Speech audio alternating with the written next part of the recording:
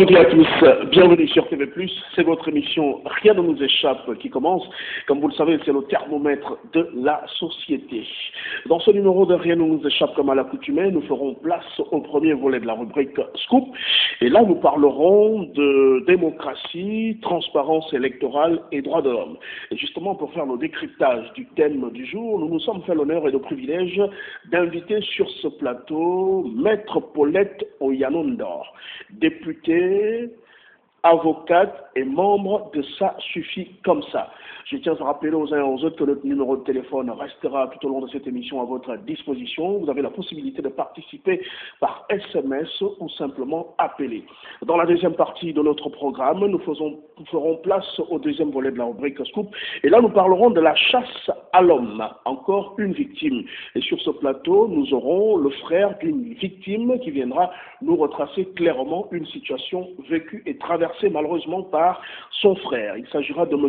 Ndoutoum Martial. À ne pas oublier que le clip coup de cœur sera de la partie. Nous irons le chercher dans le répertoire de l'artiste Mama Sénateur en exclusivité sur TV+, et dans votre émission Rien ne nous échappe qui commence.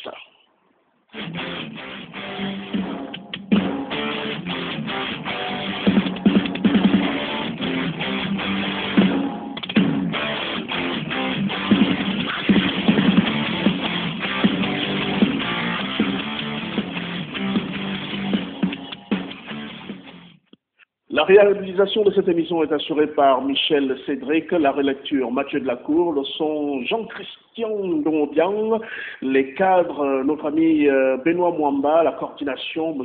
Cyriac Nzengi, exceptionnellement pour ce numéro de l'émission. Rien ne nous échappe. Le thème du jour dans le premier volet de la rubrique Scoop: démocratie, transparence électorale et droits de l'homme. Sur ce plateau, comme j'ai l'annoncé au sommaire, Maître Paulette Oyanondor. Maître, bonjour. Bonjour. Toujours aussi belle. Merci beaucoup. Je remarque que vous êtes toujours bien tressée, bien coiffée. C'est quoi votre secret? En fait, j'ai une fille qui s'occupe particulièrement de mes cheveux. Donc, c'est elle qui me tresse, elle me fait des shampoings, et elle est très talentueuse. En tout cas, il faut dire qu'elle a la main. Hein. Oui, je vois ça. Alors, la répétition étant l'année de la mémoire, il est important de rappeler à chaque fois que vous êtes avocate, députée et membre de Ça suffit comme ça. Alors, députée, je ne le suis plus depuis vendredi. Ah oui? Oui. Parce que mon mandat s'est achevé vendredi dernier, à la fin parce qu'il y a les nouveaux députés qui viennent d'être élus, et je n'en fais pas partie. D'accord. Donc, je ne suis plus députée.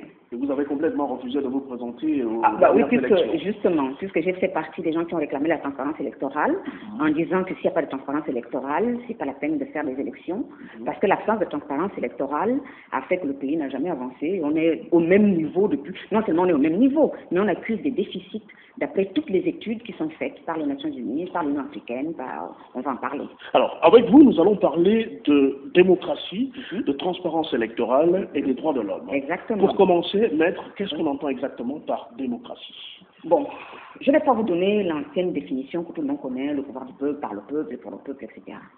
Je ne vais pas vous la donner. Il faut savoir aujourd'hui, au XXIe siècle, au moment où nous parlons, que la démocratie, les droits de l'homme et les élections, évidemment, tout ça sont liés. Ce n'est plus possible aujourd'hui de distinguer entre démocratie et droits de l'homme, ni avec les élections. Le tout sont liés. D'ailleurs, vous allez regarder dans les organisations internationales, les services qui s'occupent de démocratie sont toujours intitulés démocratie, gouvernance, élections et droits de l'homme, parce que c'est lié. Donc, le tout va ensemble, parce que c'est le tout qui permet d'apporter le développement. Parce que les mots n'ont de valeur que par rapport à ce qu'ils signifient. La démocratie, c'est pourquoi. Les élections, c'est pourquoi. Les droits de l'homme, c'est pourquoi. Tout ça, c'est pour le développement de la société et le bien-être de l'être humain. Donc, c'est lié. Et quand on parle de démocratie, il y a le cœur de la démocratie qu'on appelle les élections. Donc, c'est les élections qui font fonctionner la démocratie ou pas. En fonction de comment les élections se passent dans un pays, on va dire qu'il y a la démocratie ou bien il n'y a pas la démocratie. Vous voyez? Donc, c'est très lié. Et évidemment, parce que les élections se passent bien, parce qu'on respecte un certain nombre de règles, évidemment, les droits de l'homme sont respectés. Donc, il n'est pas possible de saucissonner. Tout est lié parce que tout concourt vers un même but, le développement de la société et le bien-être de l'homme. Voilà. Et la démocratie a-t-elle des inconvénients et des avantages? Au XXIe siècle aujourd'hui, c'est même le meilleur régime politique. La démocratie est même d'ailleurs le seul régime qui s'autorégule. C'est-à-dire que la démocratie quand la démocratie est mise en place, chaque pouvoir appelant un contre-pouvoir, la démocratie se corrige. Dès qu'il y a un dysfonctionnement, c'est tout de suite corrigé. Je vais vous prendre un exemple. Il y a la Belgique, que tout le monde connaît, je ne sais pas parce qu'on y a été ou pas, mais je veux dire qu'on connaît le pays qu'on appelle la Belgique. Et la Belgique est restée pendant longtemps sans gouvernement. C'est-à-dire qu'ils n'avaient pas de gouvernement. Ils avaient des problèmes à nommer des ministres. Ils n'en ont pas eu pendant des mois. Eh bien, si vous alliez en Belgique à cette époque-là, vous ne le sentiez même pas. Parce que la démocratie fonctionne. C'est un ensemble de mécanismes, un ensemble d'institutions qui fonctionnent pour être au service de l'être humain. Donc, même quand il n'y a pas de ministre, ce qui a été le cas en Belgique, on n'a pas eu le chaos, on ne l'a pas senti, et tout s'est passé comme s'il y avait un gouvernement, alors qu'il n'y en avait pas. Vous voyez? C'est pourquoi c'est comme ça. Parce que c'est le seul système qui s'autorégule. Bon, là, je vous ai pris l'exemple de la Belgique. Mais je vais vous prendre un exemple plus près de chez nous, parce que j'aime bien prendre les exemples africains. Parce que les exemples africains nous montrent que c'est possible d'avancer. C'est possible de réaliser des belles choses. Prenez le Niger.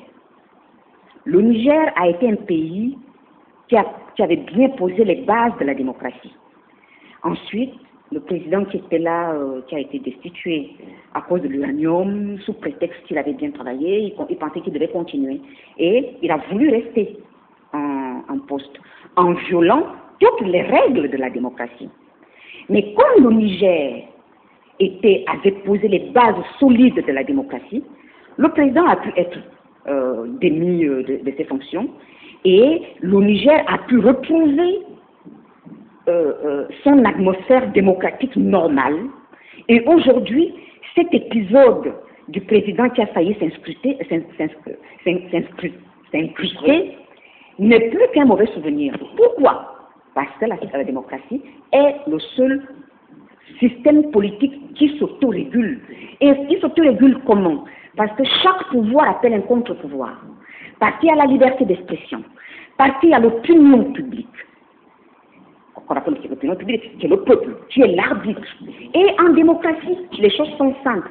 La démocratie n'est fondée que sur le dialogue. Vous dites une chose, j'en dis une autre, on siffle et on met les deux versions sur la table et on fait en sorte que la personne pour qui ces deux versions sont faites, c'est-à-dire le peuple, trouve son compte. Voilà la démocratie. Donc la démocratie, ce n'est pas la force. La démocratie, ce n'est pas l'arrogance. La démocratie, ce n'est même pas l'amour. Vous n'avez pas besoin d'aimer l'autre pour être en démocratie. La démocratie, c'est le respect des règles du jeu.